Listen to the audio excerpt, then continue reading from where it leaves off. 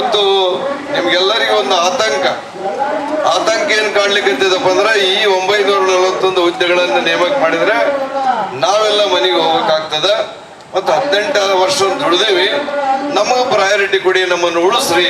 ಅಲ್ಲಿ ಯಾವ ರೀತಿ ಸೇವಾ ಭದ್ರತೆ ಕೊಟ್ಟಾರ, ಸೊ ಅದನ್ನೆಲ್ಲ ಡಾಕ್ಯುಮೆಂಟ್ ತರಿಸ್ಕೊಂಡು ನಿಮ್ಮ ಜೊತೆಗೆ ಪುಟ್ಟಣ್ಣವ್ರು ಹೇಳಿದಾರೆ, ನಿಮ್ಮ ಜೊತೆಗೆ ಕೋರ್ಟಿನೆಲ್ಲ ತೊಗೊಂಬರ್ರಿ, ಒಂದು ಜೊತೆ ಮೀಟಿಂಗ್ ಮಾಡ್ಸೋಣ.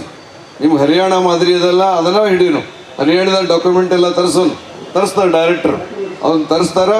ಅಲ್ಲಿ ಯಾವ ರೀತಿ ಇದ್ದ ಗೆಸ್ಟ್ ಫ್ಯಾಕಲ್ಟಿಯನ್ನು ಅತಿಥಿ ಉಪನ್ಯಾಸಕರು ಉಳಿಸಿ ಉಳಿದುದು ಏನು ನೇಮಕಾತಿ ಮಾಡ್ಲಿಕ್ಕತ್ತಾರ ಅದೇ ಪ್ರೊಸೀಜರ್ ಇಲ್ಲೇ ಮಾಡಂತ ಸರ್ಕಾರಕ್ಕೆ ಒತ್ತಾಯ ಮಾಡೋದು.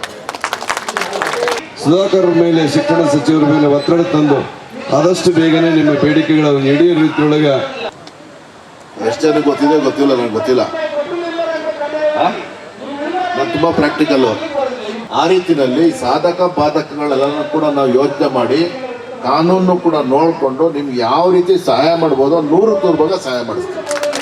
ಯಾಕೆಂದರೆ ನಾವು ಇದು ಹೇಳ್ಬಿಟ್ಟು ಹೋಗ್ಬಿಟ್ಟು ಆಗಲಿಲ್ಲ ಅಂತ ಲೀಗಲಾಗಿ ಏನೇನೋ ಬರ್ತದೆ. ಬಟ್ ಆದ್ಯತೆ ನಿಮಗೆ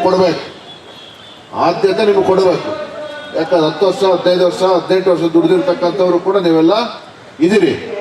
ಆದ್ಯತೆನ ಯಾವ ರೀತಿ ಕೊಡಿಸ್ಬೇಕು ಅನ್ನೋದ್ರ ಬಗ್ಗೆ ಕಾನೂನಾತ್ಮಕವಾಗಿ ನೋಡಿ ಕಾನೂನೇನಾದ್ರು ಕೂಡ ಬದಲಾವಣೆ ಮಾಡ್ಲಿಕ್ಕೆ ಸಾಧ್ಯ ಆಗುತ್ತಾರೆ, ಅದನ್ನು ಕೂಡ ಮಾಡ್ತಕ್ಕಂಥ ಕೆಲಸ ಮಾಡ್ತೀವಿ ನಾವು.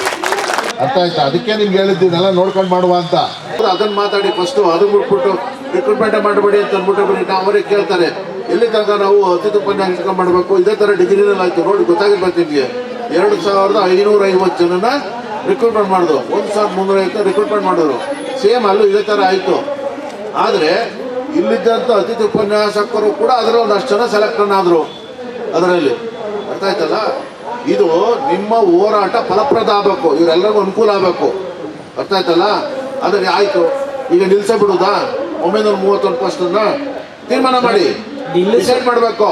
1,500 ಉಳಿಸ್ಕೋಬೇಕು ಅಂತಂದ್ರೆ 931 ಇದನ್ನ ರಿಕ್ರೂಟ್ಮೆಂಟ್ ತುಂಬಾರ್ದಾ?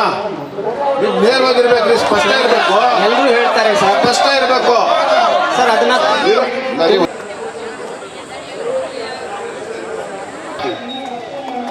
ನಮ್ಮ ಈ ವಿಡಿಯೋ ನಿಮಗೆ ಇಷ್ಟ ಆದಲ್ಲಿ ಲೈಕ್ ಮಾಡಿ, ಶೇರ್ ಮಾಡಿ, ಕಮೆಂಟ್ ಮಾಡಿ ಮತ್ತೆ ಸಬ್ಸ್ಕ್ರೈಬ್ ಮಾಡಿ.